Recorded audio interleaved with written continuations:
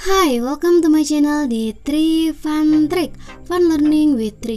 Oke teman-teman, di sini seperti biasa aku udah bikin kalian latihan soal SKB materi jaringan komputer beserta pembahasannya. So, silahkan kalian simak dengan baik dan jangan lupa terus support channel ini dengan cara like, comment, dan subscribe. Nyalain loncengnya juga jangan lupa.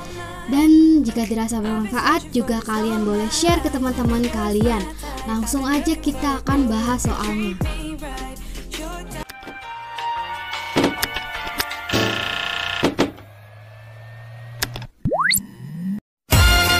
Hello everyone.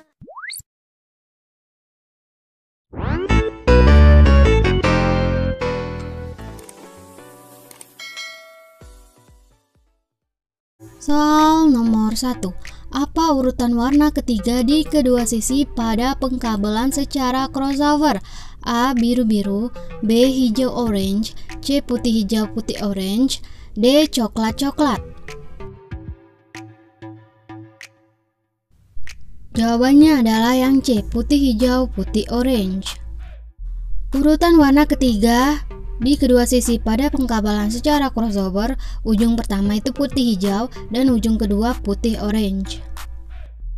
Soal yang kedua, berikut adalah fungsi dari firewall, yaitu A. Penghubung antara dua jaringan yang berbeda, B. Mengatur dan mengontrol lalu lintas jaringan, C. Penghubung antara dua jaringan ke internet menggunakan satu IP, D. Program yang melakukan request terhadap konten dari internet atau intranet. Jawabannya adalah yang B, mengatur dan mengontrol lalu lintas jaringan. Mengontrol dan mengatur lalu lintas jaringan merupakan salah satu fungsi dari firewall, sedangkan untuk pilihan jawaban lain, penghubung antara dua jaringan yang berbeda adalah fungsi dari router, penghubung antara dua jaringan ke internet menggunakan satu IP adalah fungsi dari NAT, dan program yang melakukan request terhadap konten dari internet atau intranet adalah fungsi dari proxy. Soal nomor 3, subnet mask yang dapat digunakan pada IP kelas B adalah A. 255.0.0.0, B. 255.255.0.0, C. 255.255.255.248, atau D. 255.255.255.0. Jawabannya adalah yang B, 255.255.0.0. Berikut penjelasannya. Jadi netmask 255.255.0.0 merupakan netmask kelas B dan dapat menampung sekitar 16.536 host. Soal yang keempat, berapakah idealnya suhu ruang server? A. 10-20 derajat Fahrenheit, B. 25-40 derajat Fahrenheit, C. 50-63 derajat Fahrenheit, atau D. 64-80 derajat Fahrenheit. Jawabannya adalah yang D. 64-80 derajat Fahrenheit. Server dalam sebuah jaringan didesain khusus dengan mempertimbangkan suhu tertentu. Apabila suhu ini terlalu dingin atau terlalu baik, tentu berpengaruh besar terhadap kinerjanya. Maka dari itulah diperlukan sebuah suhu ruang yang ideal bagi server agar bekerja sesuai dengan fungsinya. Bila ruangan tidak dirancang dengan baik, kemungkinan besar server pun menjadi terganggu. Untuk suhu ruangan, usahakan dalam suhu stabil antara 18-20 derajat Celcius atau sekitar 64-80 derajat Fahrenheit. Sementara untuk kelembapan relatifnya antara 40% dan 60%. Soal nomor 5. Berapakah idealnya temperatur atau suhu untuk saluran masuk di rak server? A. 76-90 derajat Fahrenheit, B. 45-60 derajat Fahrenheit, C. 63-74 derajat Fahrenheit, atau D. 50-69 derajat Fahrenheit. Jawabannya adalah yang A. 76-90 derajat Fahrenheit. Selain suhu ideal di ruang server, kalian juga harus memperhatikan pula temperatur pada rak server. Biasanya server terdiri dari beberapa bagian atau piranti penting di dalamnya. Idealnya temperatur atau suhu untuk saluran masuk di rak server berkisar antara 76 sampai 90 derajat Fahrenheit pada bagian atas, sedangkan pada bagian bawahnya suhu rata-ratanya adalah 64 derajat Fahrenheit. Selain itu, tingkat panasnya tidak boleh melebihi 20 derajat Celcius atau 45 derajat Fahrenheit suhu udara yang masuk dalam rak. Soal nomor 6. Jenis topologi yang memiliki node tengah sebagai pusat penghubung dari suatu jaringan adalah topologi A. Topologi bus, B. Topologi ring, C. Topologi tree, atau D. Topologi star. Jawabannya adalah yang D. Topologi star. Topologi star atau bintang pada topologi ini menggunakan switch yang berfungsi sebagai node tengah sekaligus pusatnya jaringan. Apabila switch ini mati atau terganggu, maka jaringan tidak dapat berjalan. Next, soal nomor 7. Protokol umum yang sering digunakan oleh mail server adalah kecuali A. SMTP, B. POP3, C. IMAP, atau D. TCP/IP. Jawabannya adalah yang D. TCP/IP. Protokol umum yang sering digunakan oleh mail server antara lain SMTP Simple Mail Transfer Protocol, POP3 Post Office Protocol versi 3, IMAP Internet Mail Application Protocol. Sedangkan TCP/IP merupakan alamat sebuah PC yang berjumlah 32 bit yang berfungsi sebagai alamat suatu komputer yang terhubung ke suatu jaringan. Soal yang ke-8, server yang berfungsi sebagai pemberi akses atau pertukaran transfer data antara dua komputer adalah A. Mail server, B. DHCP server, C. FTP server, atau D. Web server. Jawaban yang benar adalah yang C. FTP server. FTP server merupakan sebuah program server yang dapat memberikan akses atau pertukaran transfer file atau data antara dua komputer lebih. Sedangkan mail server merupakan sebuah program server yang menangani keluar masuknya mail dari setiap user. DHCP server merupakan sebuah program server yang memudahkan pengalokasian alamat IP kepada setiap user dalam suatu jaringan. Dan web server merupakan sebuah program server yang melayani permintaan paket berupa HTTP dari klien dan membalasnya dengan sebuah tampilan berupa HTML page kepada klien tersebut. Nomor 9. Di bawah ini yang termasuk kabel berjenis twist pair adalah A. TCP/IP, B. UTP, C. Koaksial, atau D. STP dan UTP. Jawaban yang benar adalah yang D. STP dan UTP. Kabel berjenis twist pair antara lain kabel UTP, ia tidak dilengkapi pelindung internal, dan kabel STP dilengkapi pelindung internal. Selanjutnya beralih ke nomor 10. Jaringan komputer yang menggunakan topologi bus membutuhkan terminator yang digunakan untuk A. Menyerap sinyal data, B. Mempercepat transfer data, C. Menghapus sinyal data yang sudah tidak digunakan, atau D. Meningkatkan keamanan jaringan. Jawabannya adalah yang A. Menyerap sinyal data. Jaringan komputer yang menggunakan topologi bus membutuhkan terminator yang digunakan untuk menyerap sinyal. Sinyal di ujung kabel dari jaringan tersebut seringkali berbalik arah, sehingga sering menyebabkan gangguan sinyal hingga hilangnya sinyal.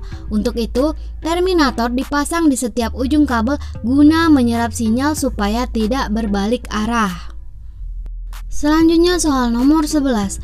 Sarana di internet yang menerjemahkan nama situs web menjadi alamat IP adalah A. DNS, B. FTP, C. Gateway, atau D. TCP/IP. Jawabannya adalah yang A. DNS. DNS adalah sebuah sistem yang mengubah URL website ke dalam bentuk IP address. Tanpa DNS, Anda harus mengetikkan IP address secara lengkap ketika ingin mengunjungi sebuah website. Soal yang ke-12, persamaan internet dan intranet adalah sebagai berikut kecuali A. Jaringan yang sangat luas, internasional bahkan sedunia, B. Dapat menghubungkan antar komputer, C. Adanya klien dan server, atau D. Sama-sama menggunakan teknologi keamanan berbasis firewall. Jadi jawabannya yang bukan persamaan internet dan intranet adalah yang A. Jaringan yang sangat luas, internasional bahkan sedunia. Berikut ini persamaan internet dan intranet, antara lain kesamaan konten audiovisual, aplikasi yang digunakan sama, menggunakan protokol jaringan yang sama, dapat menghubungkan antar komputer, sama-sama menggunakan teknologi keamanan berbasis firewall, lintas platform sistem operasi, dan adanya klien dan server. Selanjutnya nomor 13, fungsi repeater antara lain kecuali A. Untuk mencakup daerah yang lemah sinyal dari server, B. Untuk memudahkan akses sinyal Wi-Fi yang dari server, C. Untuk meluaskan jangkauan sinyal dari server atau pemancar, D. Untuk membantu server. Jadi yang bukan fungsi dari repeater adalah yang D. Untuk membantu server. Jadi fungsi repeater antara lain yaitu yang pertama untuk mencakup daerah yang lemah sinyal dari server atau pemancar, kedua untuk memudahkan akses sinyal Wi-Fi yang dari server, ketiga untuk meluaskan jangkauan sinyal dari server atau pemancar. Nomor 14, pada start topologi, perangkat jaringan apa yang digunakan? A. Repeater, B. Switch, C. Terminator, atau D. Amplifier. Jawabannya adalah yang B, switch. Pada topologi start, setiap komputer dihubungkan dengan memakai perangkat yang disebut dengan hub atau switch. Hub dalam topologi ini fungsinya untuk menerima dan meneruskan sinyal-sinyal yang dikirim dari komputer satu ke komputer lainnya. Selanjutnya soal nomor 15, pemasangan kabel dengan cara straight digunakan untuk menghubungkan jenis perangkat yang A. Sejaringan, B. Berbeda tingkat, C. Setara, atau D. Berbeda jaringan. Jawabannya adalah yang B. Berbeda tingkat. Hub dalam kabel straight digunakan untuk menghubungkan dua device yang berbeda dan merupakan kabel yang memiliki cara pemasangan yang sama antara ujung satu dengan ujung yang lainnya. Nomor 16, protokol untuk distribusi alamat IP pada jaringan dengan jumlah alamat IP yang terbatas dinamakan A. DHCP, B. DNS, C. HTTP, atau D. POP. Jawabannya adalah yang A, DHCP. Dynamic Host Configuration Protocol atau yang akrab disebut dengan DHCP di kalangan teknisi komputer ini sangat bermanfaat bagi otomatisasi distribusi alamat IP kepada komputer atau jaringan. Klien atau perangkat tidak perlu mengkonfigurasi satuan alamat IP komputer dengan memakan waktu secara manual.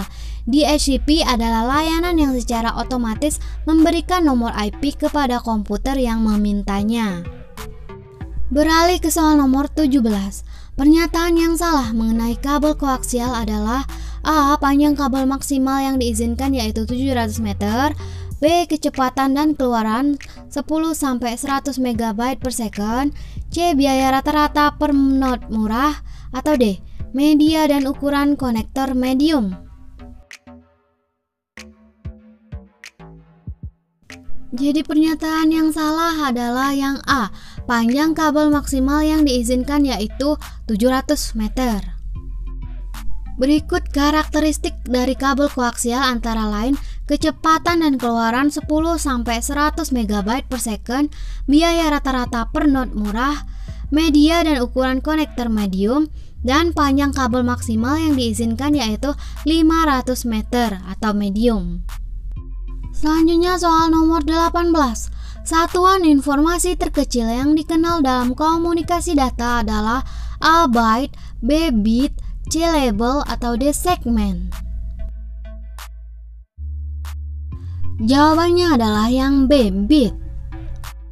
Satuan data terkecil dalam sistem komputer adalah bit atau binary digit atau angka biner. Di atas satuan bit terdapat byte, kilobyte, megabyte, gigabyte, terabyte, dan petabyte.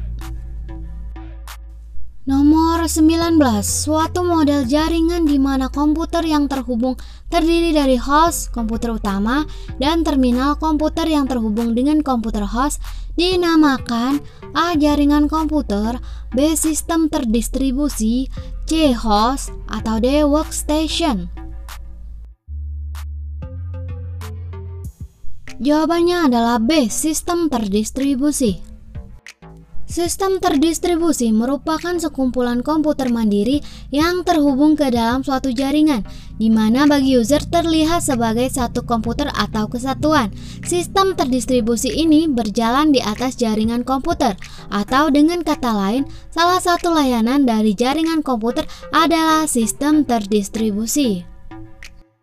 Soal yang terakhir nomor 20, mendeteksi dan memperbaiki kesalahan atau error pada proses pengiriman data tingkat rendah dilakukan pada A. Application layer, B. Session layer, C. Data link layer, atau D. Transport layer.